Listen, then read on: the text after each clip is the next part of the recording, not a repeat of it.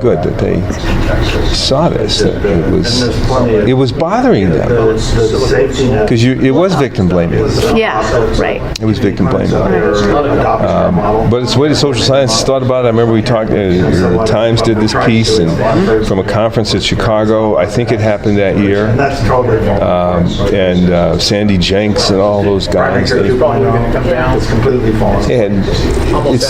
They had no idea about or really interest in.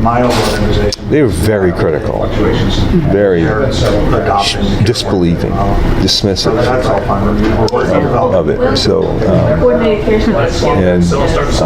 they were out of the old genetics world. Right. That's where Sandy made his bones in the social sciences, and the United States, America has just been preoccupied with